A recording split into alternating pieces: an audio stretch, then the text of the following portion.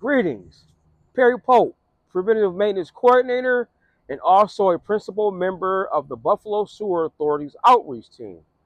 The video that you have selected is a recording of a presentation that was presented by one of my colleagues. This presentation occurred April 17th at the Buffalo Irish Center, located at 245 Abbott Road in the South District.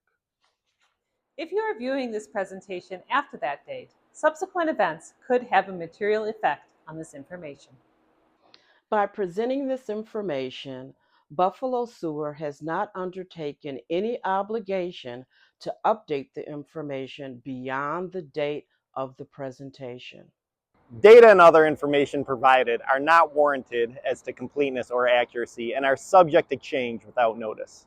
The views, policies, programs, and practices reflected herein also are subject to change without notice. This presentation is provided for your information and convenience only. Thank you so much for coming out tonight to our first of 9. We have 8 more left. Council district meetings for the Queen City Clean Waters program. My name is Art Hall with Hallmark Planning and Development. We are part of the program team and part of the consultant team who will be leading these meetings throughout the council districts. Tonight we'll have a presentation about the Queen City Clean Waters and also about what's going to be going on here in South Buffalo. And I do want to digress and say that if you have not gotten any food, please, by all means, we have plenty of it left. Make sure you grab some food for the meeting here. Queen City Clean Waters is Buffalo Sewer Authority's long-term investment in clean water and climate resilience. It's the Buffalo Sewer Authority's response to the Environmental Protection Agency to reduce sewer overflows into our waterways. The goal of the Queen City Clean Waters program is to reduce combined sewer overflows into rivers and streams and also improve water quality and public health. Throughout last year, we've embarked on a series of public engagement efforts to introduce the Queen City Clean Waters as a prelude to the program through community meetings, events, block club meetings, block club coalitions, district breakfasts, and other opportunities to get the word out about the program. We also did a survey that was a communications-based survey, both by way of phone as well as an electronic survey to get feedback on what the Clean City Clean Waters would be for communicating this to the community. Now we'll have an opportunity to learn about some of the projects that are going to be going on throughout each of the districts, beginning here in South Buffalo, where we have a presentation on this initiative. And without further ado, I'm going to introduce Rosie, who is with the Buffalo Sewer Authority, to come and present on this program. So hello, everyone. Looking around the room, we have a few members of the general public, but a lot of you have heard this before, and that's okay. We will take this as our first trial run then. Okay. Just a disclaimer up front, today is April 17th. The information that we're going to present tonight is true as of today. It may not be true tomorrow. There is a lot of things that change very quickly in today's world. And so please be aware that if you are taking notes or recording this, today is April 17th.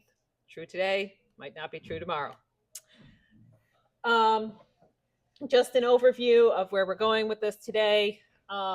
Little background on Buffalo Sewer Authority, Buffalo Sewers, how we got here, what the overall plan of Queen City Clean Waters is, some specific projects to the South District, and then finally opportunities to stay engaged in the process. Here's some key terminology that I try to avoid most of these acronyms. However, sometimes they slip into my vocabulary anyways. CSO is a combined sewer overflow. That is those points where the mix of stormwater and sanitary sewage discharges to our waterways during the most extreme storm events. Green infrastructure is a methodology of using nature-based solutions in order to store in place and return as much stormwater to the groundwater table as possible. And then when that is not possible, to allow it to trickle back into our system, but at a slower and delayed pace. Inline storage is the use of the existing system or augmented system to store within the sewage system itself in oversized pipes and keep it flowing along, but at a slower pace and using up reserved capacity. The offline storage, that is taking sewage offline out of the existing sewer system and storing in an offline facility. And then once a storm has passed, allowing it to come back into our system. Real-time control. We've also got this term smart sewers. This is, as it would in what you would take away from this is it is controlling throughout the storm how the sewage is flowing in the system. And then SPP is a sewer patrol point. These are locations in our system in which we historically sent out inspectors to patrol the system to look at pinch points in the system and those points where flow can actually overflow out to those CSOs. Today, it is reserved strictly for those dams or weirs, but like I said, traditionally it was also those pinch points as well. A little background on Buffalo's sewer system. Erie Canal opened up in 1825, shot up the population of Buffalo dramatically, and really with the opening of the Erie Canal, Buffalo's population continued on a rather impressive upward trend. It went from being a small village to being a larger village and a city in the course of a couple decades. And as the city expanded, it expanded from what is today the downtown. What is today downtown was a swamp when the Erie Canal opened. It was a wetland. And as the city expanded, you were putting in more and more hard surfaces, and people were experiencing high levels of cholera because there was raw sewage discharging to their streets, and whether they were using wells or they were drawing straight from the waterways, they were drinking raw sewage. And so the idea was to get as much raw sewage away from where those wells were as quickly as possible, and also to not be walking through raw sewage in the streets. So that was why we had the first sewers put in 1848 in the downtown area. And they drained right back to the waterways, but at least it got it out of the streets. After the Civil War, those 1848 sewers were already starting to show their ages. And at the same time, the city was again rapidly expanding. And we went from the northern boundary of the city of Buffalo being North Street and the southern boundary really being the Buffalo River to both South Buffalo starting to develop, and then also all the way up to the Scajaquada Creek, and then beyond the Scajaquada Creek to today's northern boundary between the Civil War and 1900. As the city continued to expand, as industry continued to expand, it was recognized that there needed to be more sewers. And so George Waring was hired in 1884 to design these sewers. It was presented as an idea to separate the sewers at that time. So there would be a separate storm sewer, separate sanitary sewer. Ultimately, that was rejected because there was already some combined sewers going back to 1848.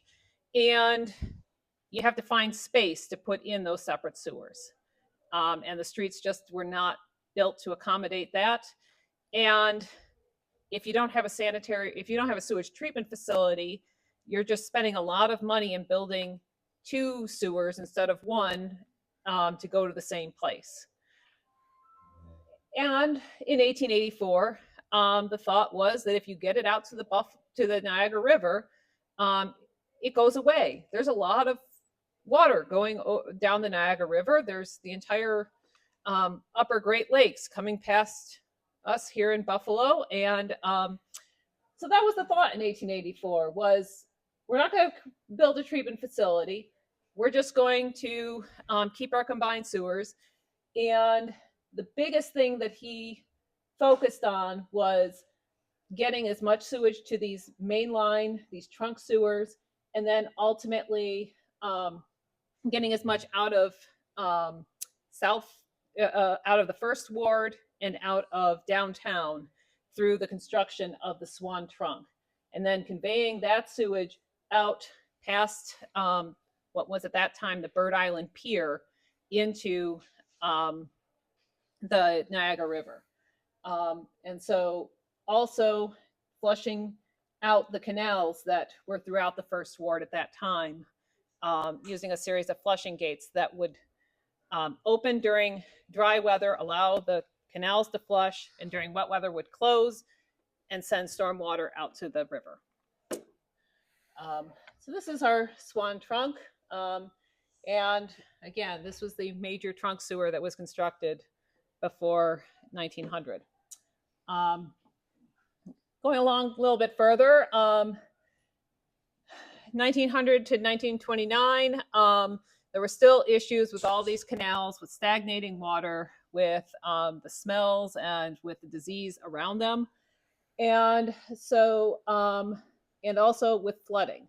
So the Scajaquada Creek in particular would jump its banks multiple times each year, flooding out homes and depositing manure and other things from the farmlands upstream into people's homes. And so it was dropped and covered and channelized from the eastern city line into Forest Lawn Cemetery. And then the Hamburg Canal became the main Hamburg drain. And so what was a canal became a sewer. What was the Ohio Turning Basin, which is now a park here in South Buffalo, or, well, depends on where you draw the line in South Buffalo.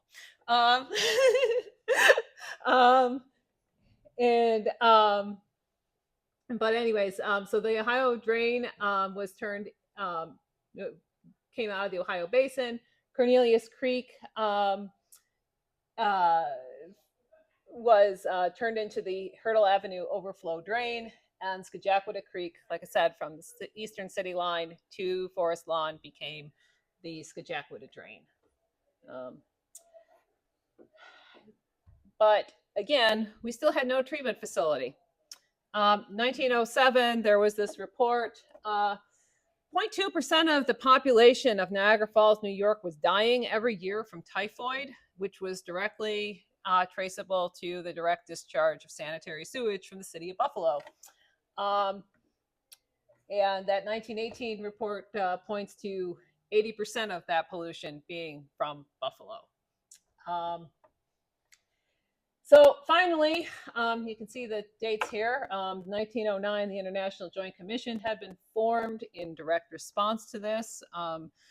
And it took 30 years, but in 1935, there was a health department mandate put out that a primary treatment facility must be erected and an interceptor sewer system must be constructed to convey flows from the city to this treatment facility.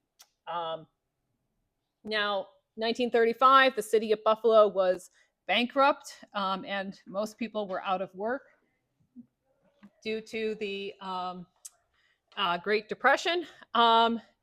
And so this wasn't a great time to be trying to raise money. So the city of Buffalo, instead of trying to construct this themselves, spun off the Buffalo Sewer Authority.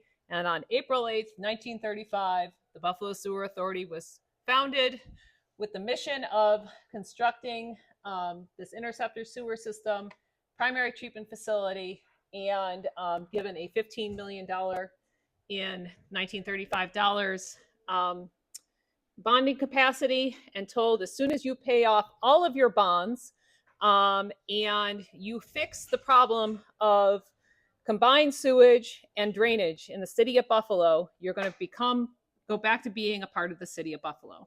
So happy 90th.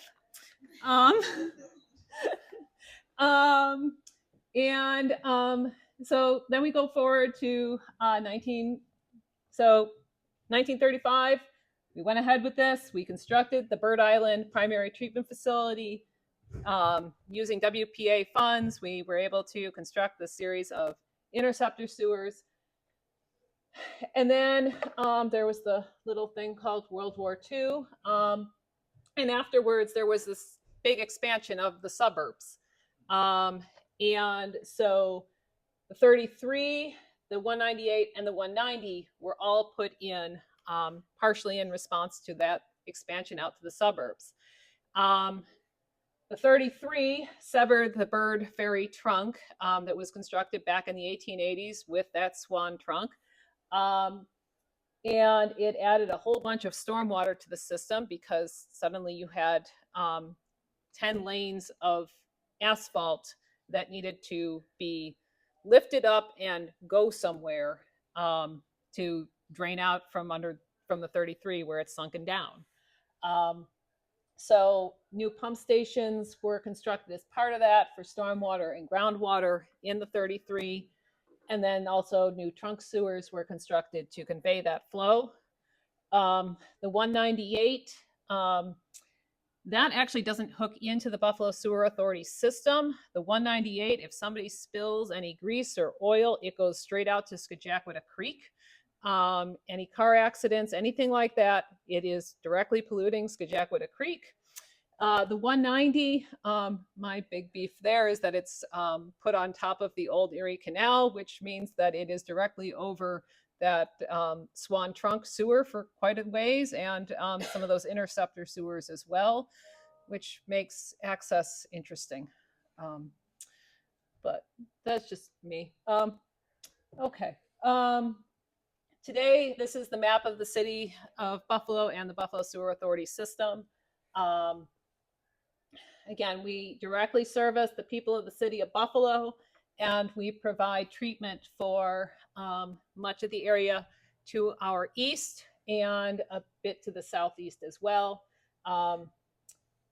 Through Kaz Creek, there is a sewer line that runs right up against the golf course, and that is conveying flows from West Seneca. And that is a town of West Seneca sewer. Buffalo Sewer does not own that sewer. If you have issues with it, please let me know, but I will be conveying it to the town of West Seneca. Clean Water Act, 1972. Again, I talked about us having a primary treatment facility. It removed physical contaminants only, and also added chlorine to the system. By 1972, this was no longer state-of-the-art technology. By 1972, there was a desire to biologically treat sewage. And so our secondary system, our biological treatment facility, began to be designed in 1970, actually ahead of the Clean Water Act. Also, during this period, a tunnel was drilled and blasted across the city of Buffalo, all the way from Schiller Park to Niagara Street. It's about 50 feet and 40 to 50 feet, depending on where you are in the city of Buffalo, but it is a deep tunnel that runs across the city, and diverted a lot of overflows from Skajakwita drain and Scajaquada Creek into that deep tunnel. With that, they also raised some of those dams, those weirs, so that more flow could be conveyed to that deep tunnel that would have otherwise overflowed to Scajaquada Creek. Also during this period, I don't think in this I've got it, but there's nice photos of President Johnson sampling the lovely Buffalo River sludge that used to catch fire back in the day. That was due mostly to the industries on the outer harbor at the time and along the Buffalo River. The industries along the outer harbor had no sewer system to connect to at the time. They were supposed to have their own private systems. Many of them didn't. And so they were direct discharging everything right out to the waterways, including the Buffalo River. So the Kelly Island stations were used to allow gravity flow of sewage for ways, then pump up, then gravity flow again, pump up, gravity flow under the Buffalo River, pump up again, and head into those existing interceptor sewers. And then we had also, during this time, a series of backwater gates to keep the river and other waterways out of our system at certain points. Which brings me to 1994, when a US EPA issued their combined sewer overflow policy. And it required the development of a plan to significantly limit the number and volume of combined sewer overflows. Over the next 10 years, Buffalo Sewer Authority worked to develop a plan in response to this. The plan was submitted in 2004. Took DEC and US EPA 3 years to evaluate that plan and come back with comments. And then over the next 2 years, additional modeling and preliminary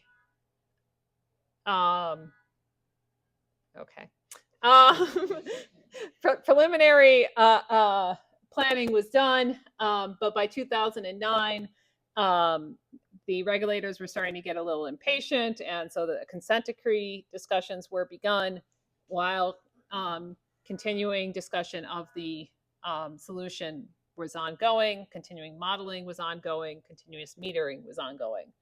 At the same time, the concept of real-time control inline storage started to develop and become more practical to actually implement, and green infrastructure started to come onto the scene as a viable technology. So in 2012, BSA sent a revised long-term control plan to the regulators, and in 2014, on March 18th, 2014, that plan was approved by the regulators. Ever since that plan has been approved, Buffalo Sewer has been working to implement that plan. As part of that implementation, in 2022, we completed a complete remodeling of the system, and that model was approved in 2022. And with that approval came a problem. And so in 2024, we issued to the EPA and the DEC what is now termed the Queen City Clean Waters Plan. Now, I mentioned a problem. What we were supposed to be doing is getting the Buffalo River down to 6 times per year, that there would be overflows at maximum to it. Maximum to Niagara River would be 9 times. Scajaquada Creek would be 4 times. If we did everything in that 2014 long-term control plan, according to the revised model, we would still be at 15 for the Buffalo River, 14 for Niagara River, and 19 for Scajaquada Creek. So we would be spending the next 10 years doing projects, spending hundreds of millions of dollars and not reach our goal. And just some visuals on what that all looks like. The blue, those are our CSOs that in 2014 were already in compliance. So the majority of the CSOs that are along Cass Creek, those were already in compliance as of 2014. There's a few that are along the Buffalo River. 28 and 29 are on this side of the bank.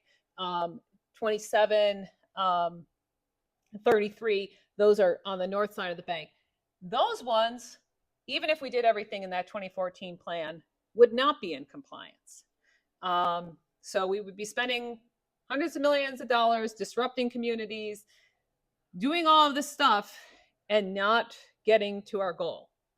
And then there was 8 sites, those that are showing up in purple, that yes, if we did everything we said we'd do in that 2014 plan, we would get to compliance.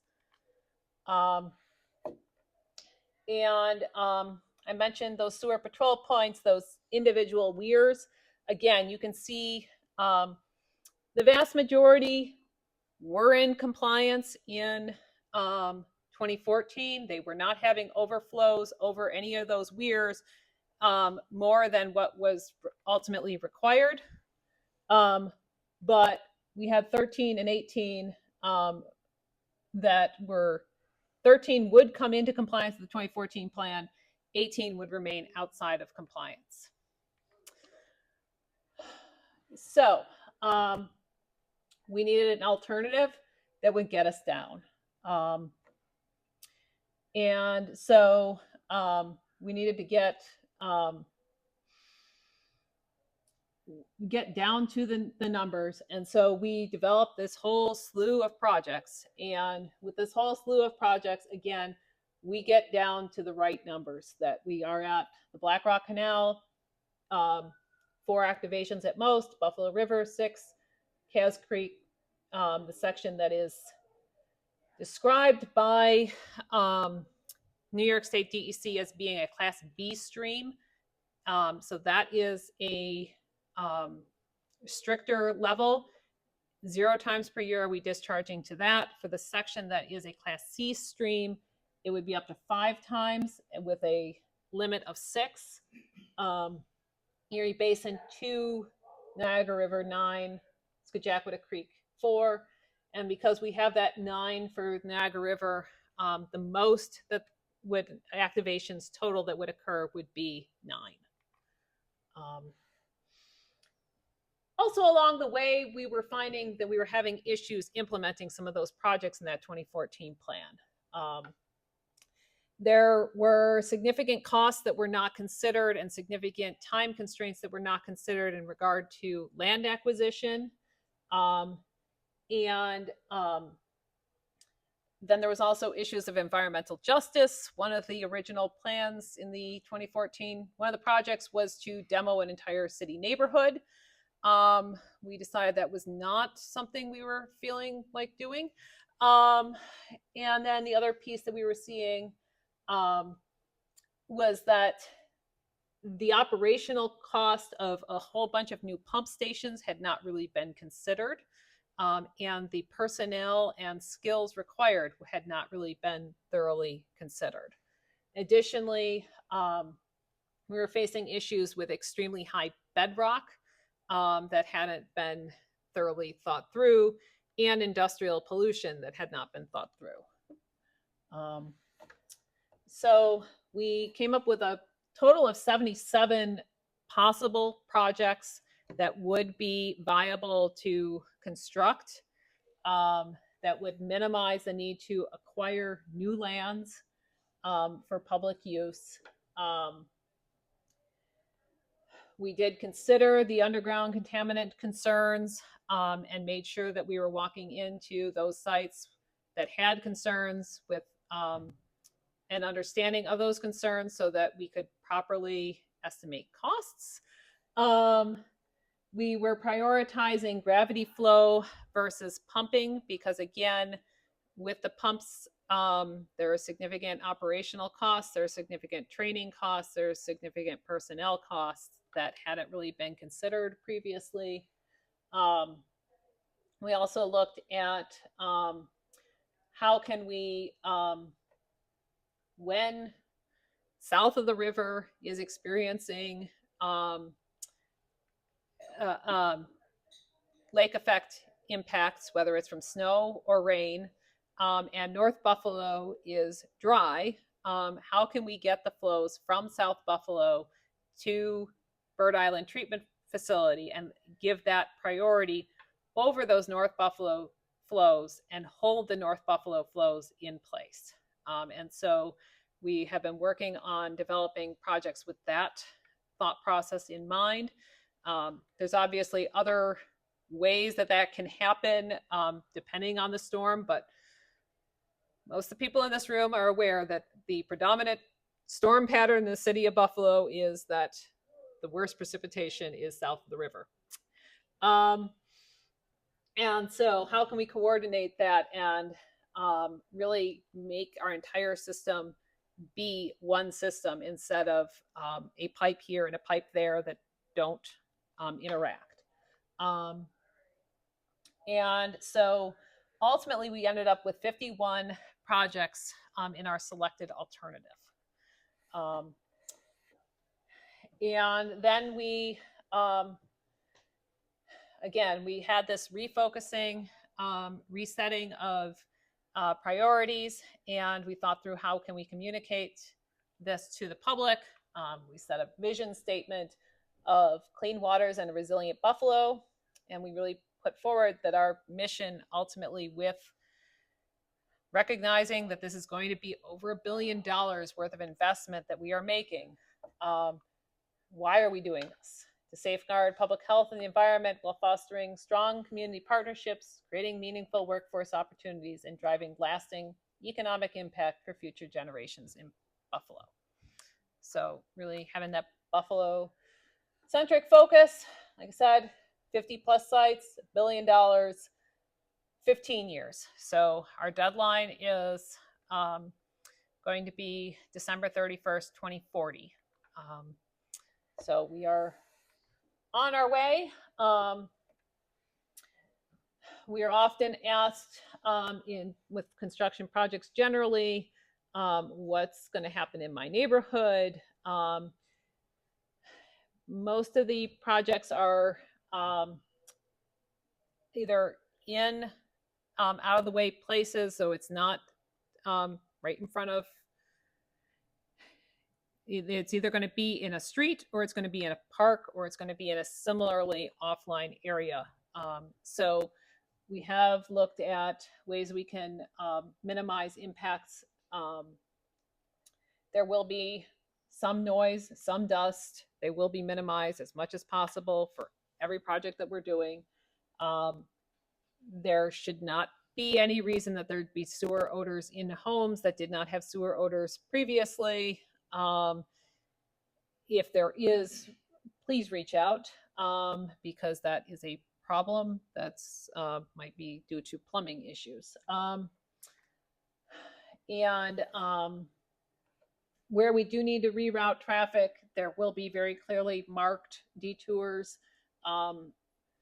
We have also made it a point to make sure that those detours address not just vehicles, but also pedestrians and cyclists.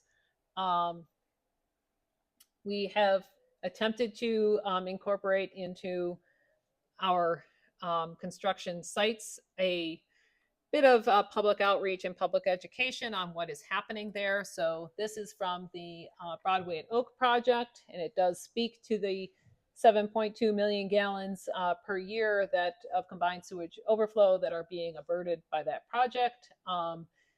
And similar signs will go up around every construction site that we have. So we're looking to reduce the pollutants that are going out to the waterways. In this way, improve public health, enhance the ecosystems, and comply with regulations ultimately. You're here because of our enhanced public participation plan. We have reached out to a variety of anchor institutions throughout the city of Buffalo. Ultimately, we're looking to be more transparent and more accountable to the public as we move forward with this plan. And again, ultimately, minimize negative impacts on the people of the city of Buffalo, maximize positive impacts for the people of the city of Buffalo. We do have an overarching stakeholder advisory committee for the Queen City Clean Waters Initiative with stakeholders from Northland Workforce Training Center, Push Buffalo, Buffalo Urban League, Board of Block Clubs, NAACP, Jericho Road, Local Initiative Support Corporation, Buffalo Niagara Waterkeeper, OSP, and the Buffalo Center for Health Equity. But that is the umbrella stakeholder organization that we're going to be carrying through with us over the next 15 years.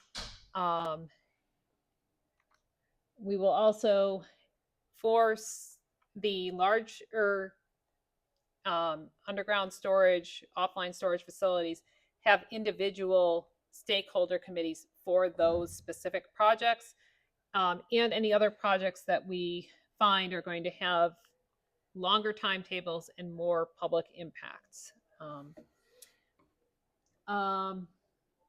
So also this year we are going to be incorporating into our design and contracting documents a community partnership program. And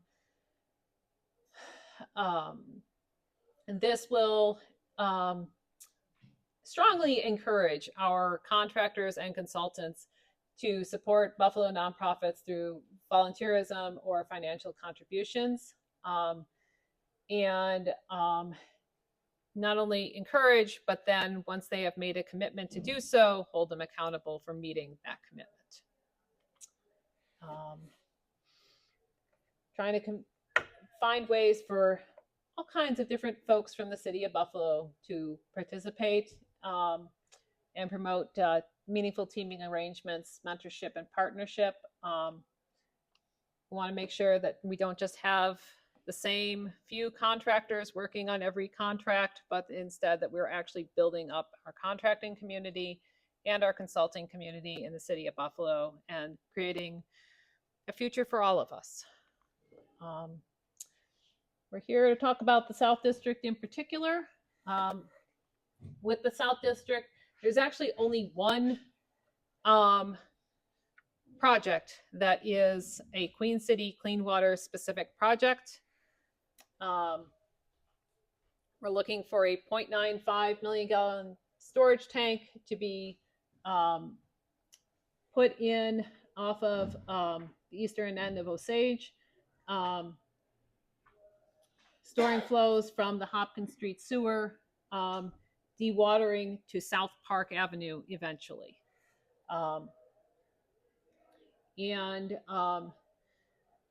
Ultimately, this addresses the one CSO that is out of compliance along Cass Creek. And so because it is this one CSO and because it is far up in the system, it's actually fairly late in our schedule.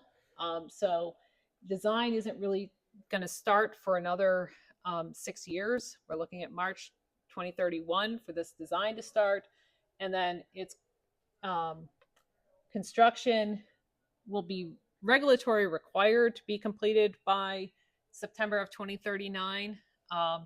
That is not when we plan to finish construction. That is when we are regulatory required to complete construction.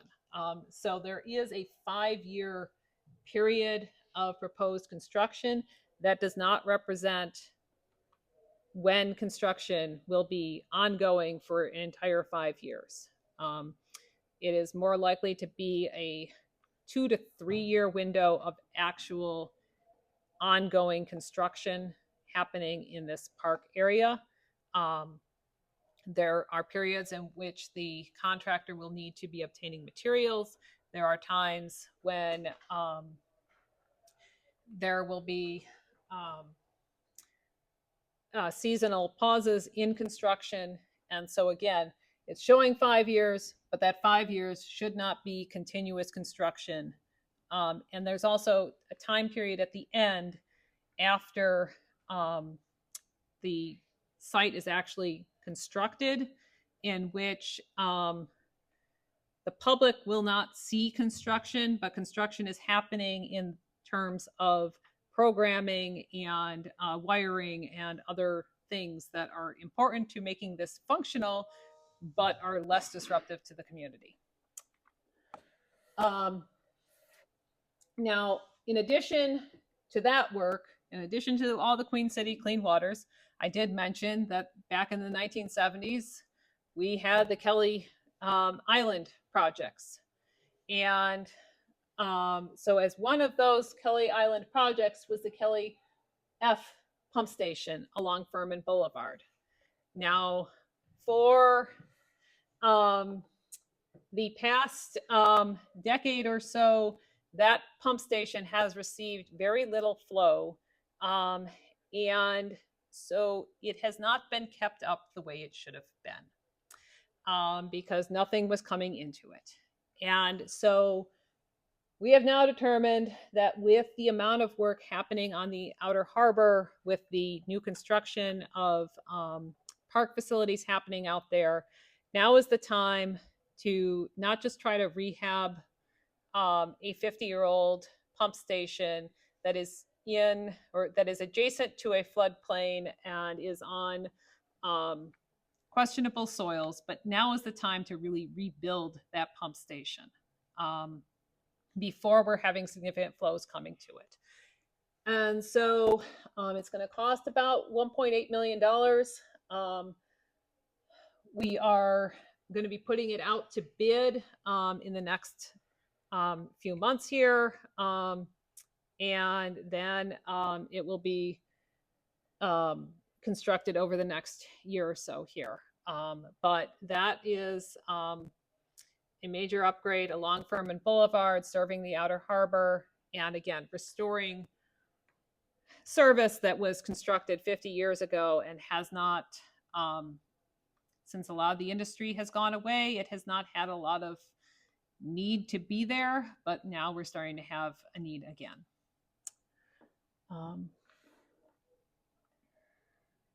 Okay. The other piece with this is the fat oil and grease system.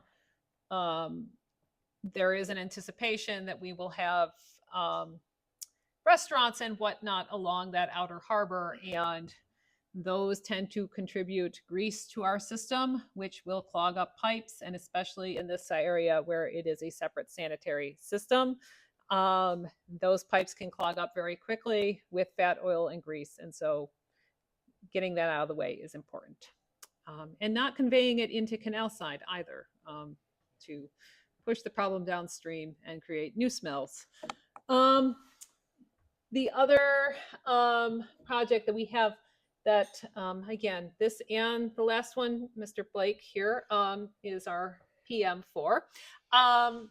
This is the South Buffalo Pump Station. It is at the base of Bailey on the other side of the bank. This is what takes all of the flow from South Buffalo and takes it to the interceptor and ultimately to our treatment facility. Without this, all sewage from South Buffalo that's not on the outer harbor goes right into the Buffalo River. And it was constructed back in the 1930s. It got some upgrades in the 1970s. Mr. Caulfield led some additional upgrades. We won't discuss when. And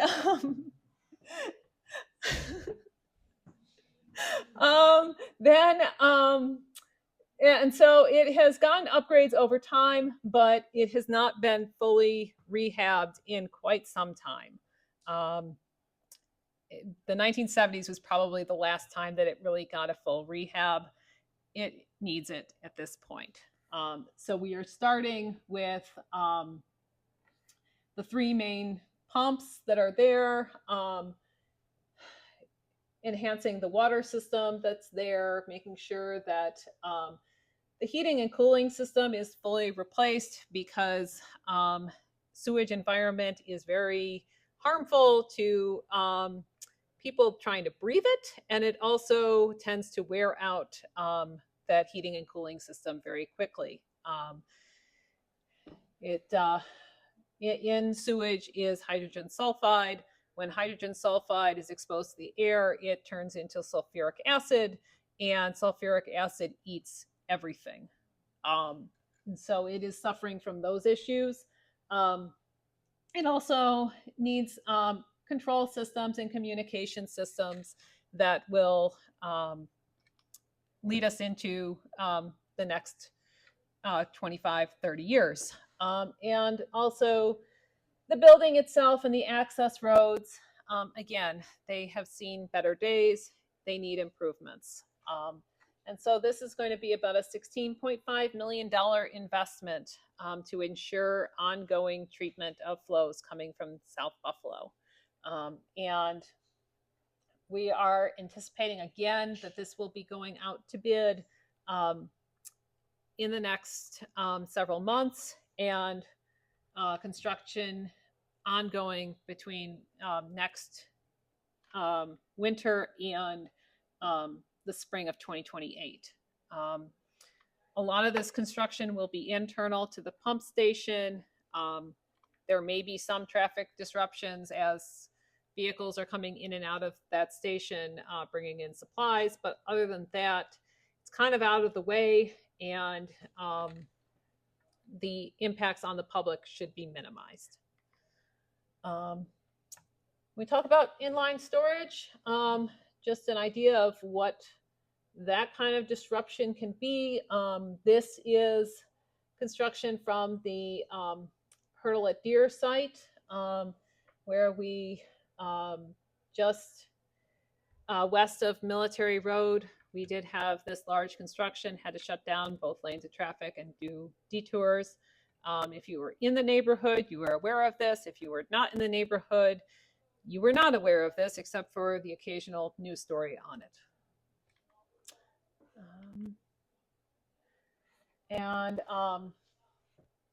When we talk about inline storage, when we talk about even offline storage, what we're talking about is having these remote controlled gates that can open and shut and store within the sewer system itself, and maximize use of that sewer system. It does not cause backups into homes.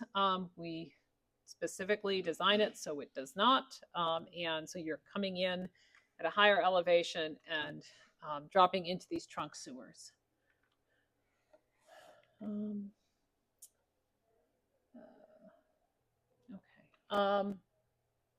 So again, these are the real-time control projects that were early in our the 2014 long-term control plan. They were highly cost-effective in storage of flows, and seeing that cost-effectiveness, we are looking to take the good from them and take lessons learned from them as well, and use that same technology in the offline storage as well as the inline storage. And I don't know if this will let me play the video or not. Nope, not today. Okay. So, and then we're also able to now see how all of this is functioning on our computers, both in the field and at the facility, and even at City Hall, and really see what's happening underground with these 3D imageries that we've had done, and be able to see what's happening with storage. Hey, Art, you're up. Thank you much. So we've gotten a lot of information about this program and the activity and the projects that are going to be going on here in South Buffalo. I mentioned before that we had a robust public participation process over the summer and throughout the fall and spring. But how do we stay engaged? How do we reach everyone? And how can you all continue to participate? So one of the things we've done is we've created a interactive website. The website is buffalo QCCW.org. We do have a QR code here. And also, we have small QR code sheets on each of your tables where you can access the website. What this site is designed to do is to, number one, be accessible where everyone can access it on any mobile device. You can access it on your laptop, your tablet or iPad, and your cell phone. It gives a little bit of history. It has some images. One section that is very important to us is a frequently asked questions section. This is important because we want to make sure that as we're having these meetings and as we're engaging the community, that we're not just sitting and talking in dialogue. We want to make sure that we're getting the questions that are important to you, the community. We're going to bring these questions back and we're going to sit with our consultant team, our engagement team, the program team, and most importantly, the engineers. And when we sit with the engineers and say, hey, listen, we got these questions from the community. Some are relatively easy questions, engagement questions, program questions. But then we may get some questions that are engineer based that, hey, we want to keep them involved too. So it's not just keeping the engineers involved because we have tough questions, or I would say tough, but engineering questions. But we also do it because that helps us as a team to be more collaborative, to be engaging internally, and to function as an ecosystem, to be able to serve you better. So that section is important. I'm going to take a little pause here because we have the mission vision here on our poster board. We have another poster board back there with the actual map of South Buffalo and my former and fantastic colleague, Lou Petrucci, is being the poster board holder. He's modeling the poster. And also across the way, we have a frequently asked question poster board. Now, half of the poster board is a few of the questions we received and the answers. The other side is blank. You may be wondering, why is that side blank? Because that side is for you. So in this whole meeting this evening, you'll see some pens and some little sticky notes. If you have any questions, please write those down and you can post them in the blank section that says, hey, what questions do you have?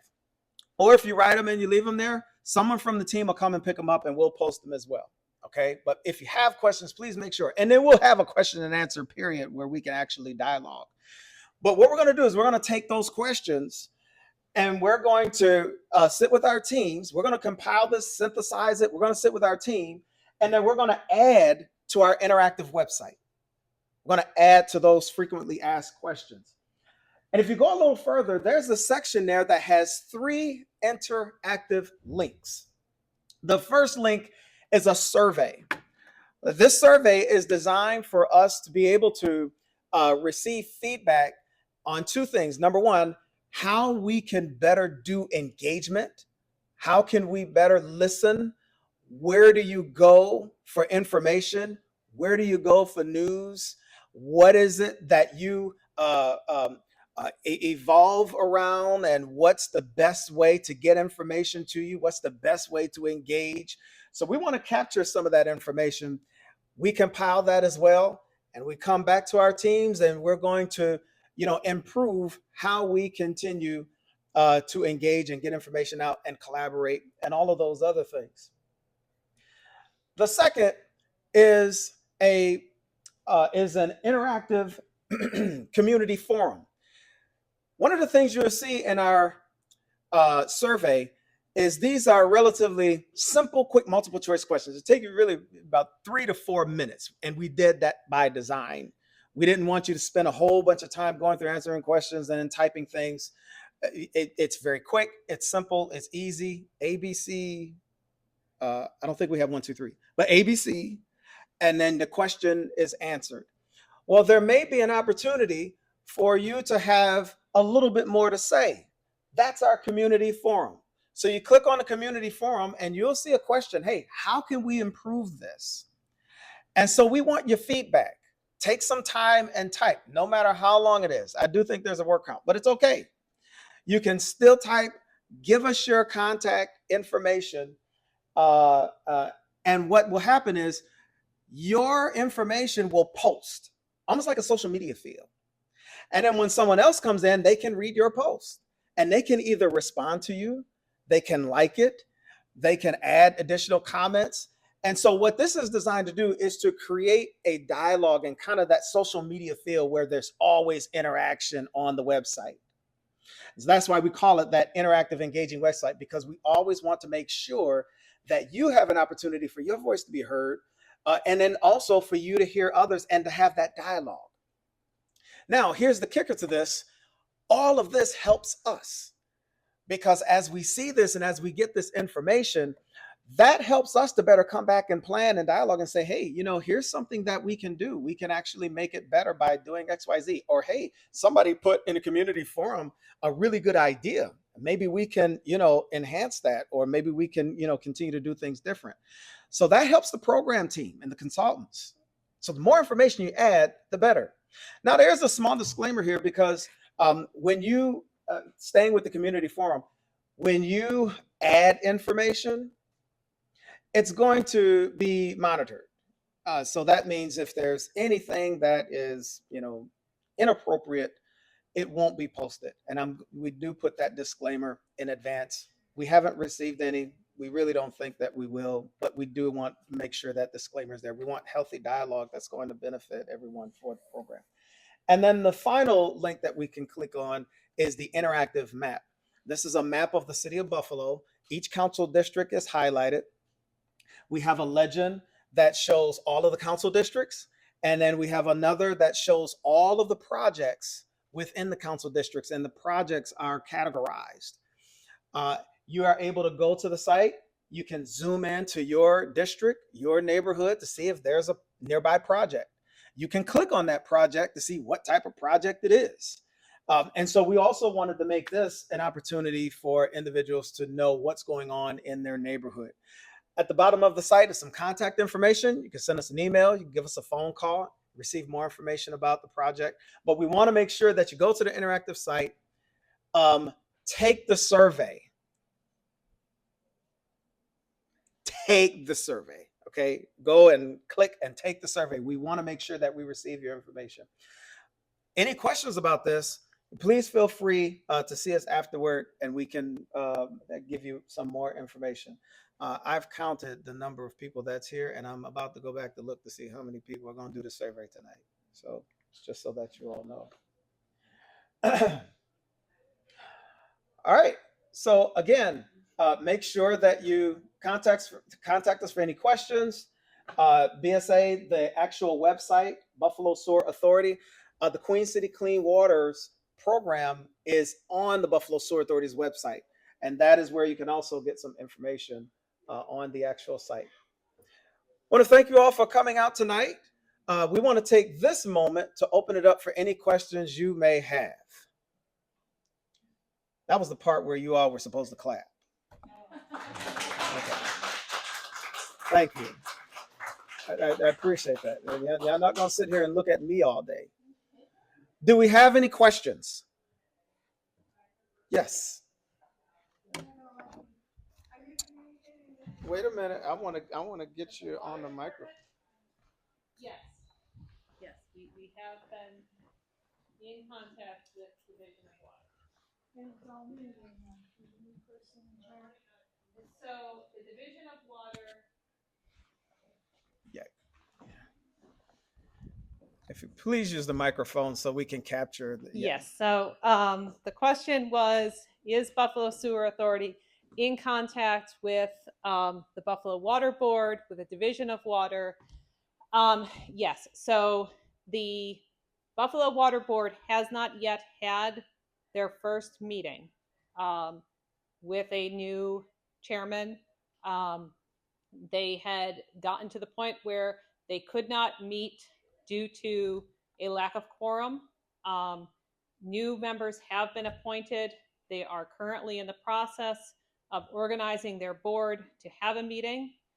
However, there are multiple, whereas the Buffalo Sewer Authority is one agency, Buffalo Water is actually multiple related but distinct parties that all work together to be Buffalo Water. So there's Veolia, there's GHD, there's Promise Pay, there is the Buffalo Municipal Water Finance Board Authority Board. Then there is the Buffalo Water Board. And then there is the Division of Water within the Department of Public Works, all of whom together provide you with your drinking water. As the principal sanitary engineer of the Buffalo Sewer Authority, I am in ongoing and continuous dialogue with the engineering and process staff of the Division of Water. There has not been a Buffalo Water Board to be in communication with for the past 4 months.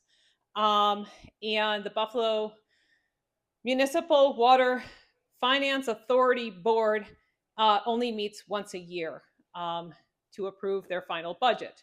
GHD and Veolia, again, I have had conversations with them, and our anticipation is that once the water board has reconstituted itself, that those conversations will again restart in as a continuous thing. But again, we currently do not have a general manager. The general manager of the Buffalo Sewer Authority responsibilities are shared between myself as the principal sanitary engineer in charge of all technical responsibilities, and Charles Riley, who is our chief financial officer, our executive secretary. He is in charge of all administrative and financial matters.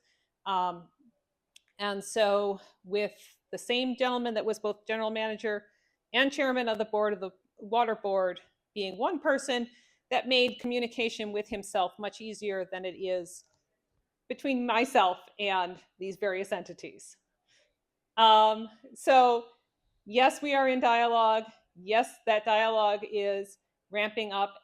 Yes, they are aware of the Queen City Clean Waters Initiative. And yes, there's still work to be done.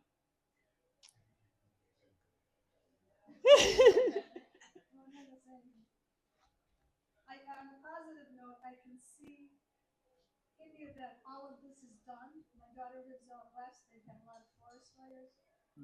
They don't have the water coming from the mountains anymore. In 15 years, Buffalo will have a lot of people to clean up the waters. I can see that.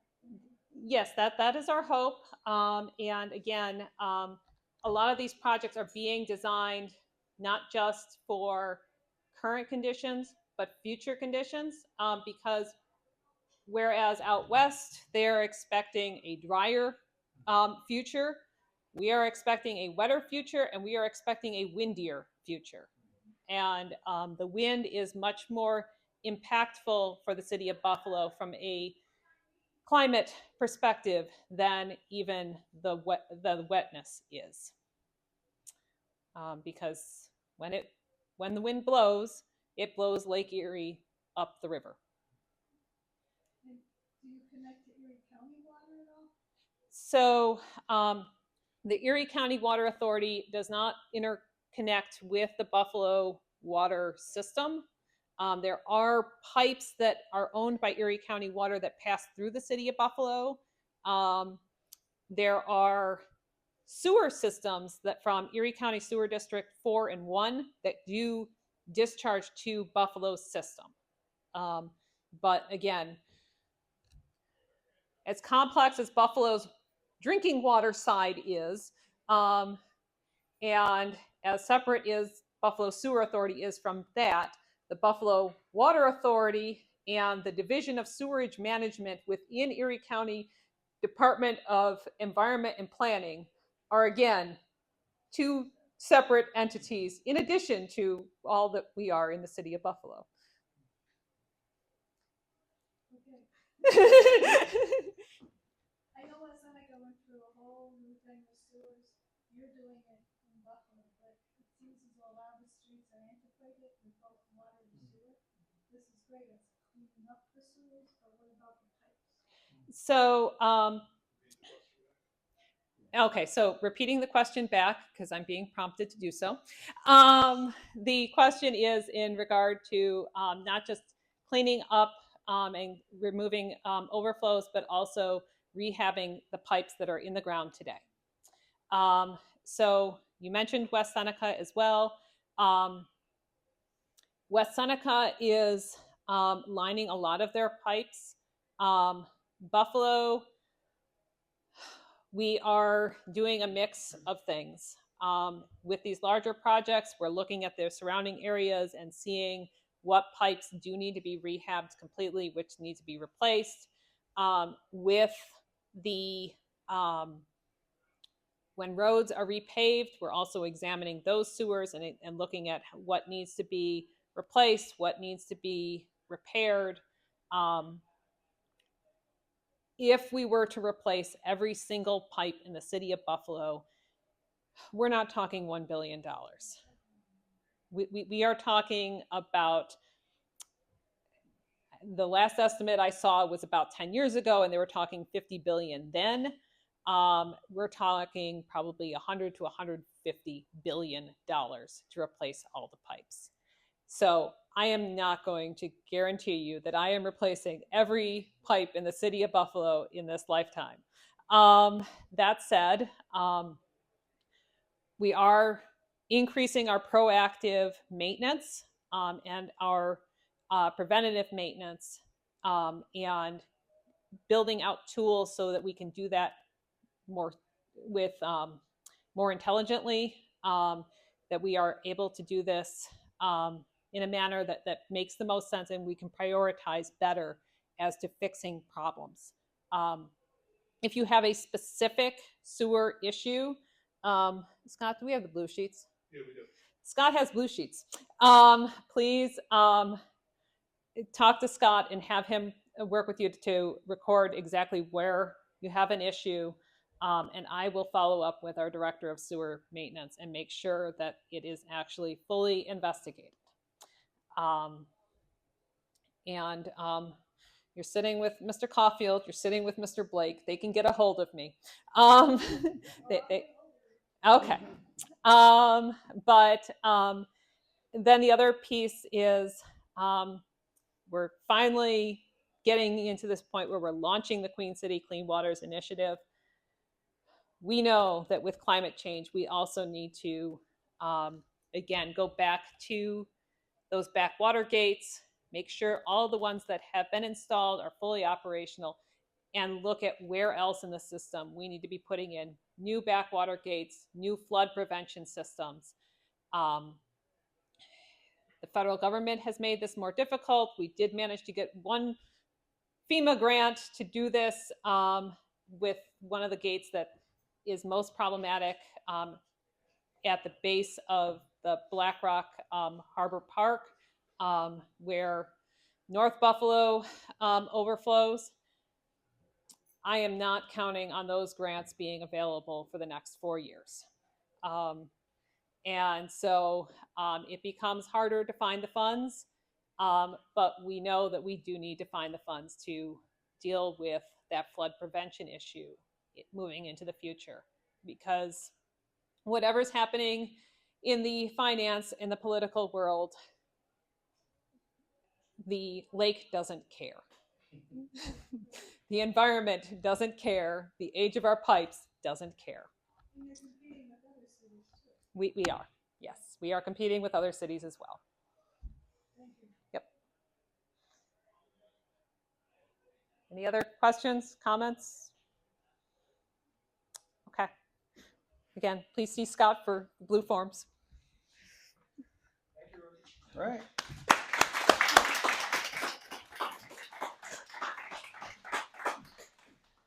Thank you all. This concludes our public meeting. Please feel free to put your questions on the sticky notes and grab some more food.